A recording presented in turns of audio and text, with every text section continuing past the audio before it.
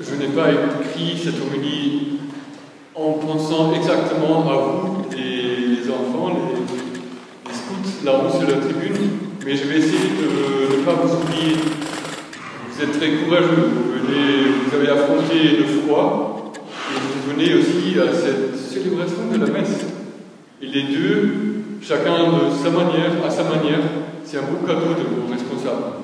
De vous apprendre à affronter le froid, mais aussi à vous apprendre à venir à cette célébration de l'Eucharistie. Et bien, si j'ai dit tout à l'heure, j'ai vu des frères qui étaient surpris, si j'ai dit que je vous souhaitais une dernière joyeuse fête de Noël, c'était juste pour dire que dans le cycle de Noël, le baptême du Seigneur, c'est la dernière fête. Nous fêtons aujourd'hui encore Noël. Et nous achevons, en fait, voilà, nous achevons de célébrer Noël aujourd'hui. Après l'Épiphanie qu'on a fêtée la semaine dernière, la fête du baptême du Seigneur souligne que nous ne fêtons pas à Noël seulement la naissance de Jésus, nous ne fêtons pas seulement la naissance d'un petit enfant qui en réalité est aussi Dieu. Nous fêtons avec l'Épiphanie la manifestation de Dieu dans le monde. Voilà, que cet enfant a manifesté qu'il était aussi vraiment Dieu. Et c'est ce que nous fêtons aujourd'hui aussi. Alors, historiquement, c'est vrai qu'il y avait deux fêtes. Il y avait, chez nous, on va dire, il y avait très tôt la fête de Noël, le 24, 25. Et bien, en Orient, il y avait la deuxième fête de l'Épiphanie. Il fêtait plutôt ça, cette apparition de Dieu dans le monde. Et il fêtait surtout trois manifestations de Dieu en même temps. D'abord, le fait que Jésus s'est manifesté aux mages. Voilà, l'Épiphanie qu'on a fêtée la semaine dernière. Il fêtait en même temps, avec cette fête des mages, il fêtait aussi, voilà, le baptême de Jésus. Parce que Jésus, il est manifesté comme Dieu à son baptême aussi. Et finalement, il fêtait aussi les noces de Cana, où Jean nous note Jésus manifesta sa gloire et ses disciples crurent en lui. Alors c'est seulement, paraît-il, sous Paul VI, en 1969, qu'on a mis à part la fête du baptême. Voilà, pour la fêter exprès, à part aujourd'hui. Qui sait, peut-être qu'avec un pape François II ou un Jean-Paul III, on aura peut-être aussi une fête des noces de Cana dans le cycle de Noël. On va voir. Mais si à Cana, Jésus a manifesté sa gloire, eh bien la lettre de Tite qu'on a eue, cette lettre de Tite qu'on a eue en deuxième lecture, eh bien elle nous dit simplement que la grâce de Dieu s'est manifestée pour tous les hommes. Voilà, il a manifesté sa gloire. La grâce de Dieu s'est manifestée. Cette lettre de Tite, elle nous dit aussi, lorsque Dieu, notre Sauveur, a manifesté sa bonté et son amour pour les hommes, il nous a sauvés par sa miséricorde. Alors qu'est-ce qui est manifesté exactement? La grâce, la gloire, l'amour, la bonté. En tout cas, au baptême, ce qui a été manifesté, c'est que Jésus est le Fils bien-aimé de Dieu. On avait une prière au début de la messe, qu'on appelle la collecte. Et là, on a prié quand le Christ fut baptisé dans le Jourdain et que l'Esprit Saint descendit sur lui. Tu l'as manifesté solennellement comme ton Fils bien-aimé. C'est évidemment le sens littéral et spirituel de l'évangile que nous avons lu, le récit du baptême. Il y eut une voix venant du ciel. Toi, tu es mon Fils bien-aimé. En toi, je trouve ma joie. Alors quand Jésus est manifesté comme Fils bien-aimé, et bien voilà, il y a tout le mystère de Dieu qui est manifesté. Il y a le Père, il y a le Fils, il y a l'Esprit Saint. Mais nous, chrétiens, donc c'est le mystère de Dieu qui est manifesté.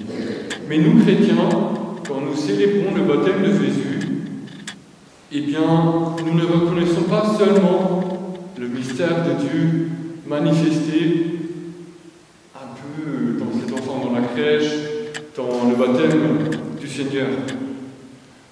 Comment pourrions-nous ne pas penser à notre propre baptême? Ce baptême dans l'esprit et le feu que Jésus nous a conféré par l'Église. Et c'est la suite de la prière qu'on a eue tout à l'heure. Accorde à tes enfants d'adoption qui ont reçu la nouvelle naissance de l'eau et de l'esprit d'être toujours fidèles à ce qui te plaît. Dans le contexte de la vie chrétienne, dans ce contexte total, eh bien, nous ne célébrons pas seulement le mystère de Dieu, nous célébrons en même temps notre mystère. Notre baptême, et j'espère que tous on a pu le recevoir, sinon je vous invite, vraiment c'est un don incroyable de Dieu. Notre baptême nous rend participants du mystère de Dieu. Il nous introduit dans le mystère de Dieu. Le mystère de Dieu, par le baptême, devient notre mystère. Alors, cet évangile, qui est l'évangile de Luc, qui nous raconte le baptême, il a un élément qui lui est propre. Il n'y a que Saint Luc qui raconte ça, et qui est très important. C'est lorsque Jésus, après avoir été baptisé, prie. C'est lorsque Jésus prie que le ciel s'ouvre, que l'Esprit Saint descend sur lui, et que la voix du ciel survient. Pour vivre une vie de fils et de fille de Dieu, eh bien, oui, nous devons recevoir le baptême, mais pour vivre une vie de fils et de fille de Dieu, eh bien, nous sommes invités à prier, à nous tourner vers notre Père, à lui parler, à inviter son Fils, à inviter son Esprit Saint. Il nous faut prier comme Jésus, le Fils, prie pour que le ciel s'ouvre pour nous. Vous, Français, vous savez sans doute qu'à la rue du Bac, il y avait une apparition de Marie, Mère de Dieu, et elle est apparue à Sainte-Catherine-la-Bourrée. Et Sainte-Catherine, elle voyait des grâces sortir des mains de Marie. Mais il y avait des doigts de Marie où Sainte-Catherine ne voyait pas de grâces sortir. Et Marie lui a expliqué, elle lui a dit, oui, ça c'est des grâces qui n'ont jamais été demandées. Eh bien, il nous faut demander.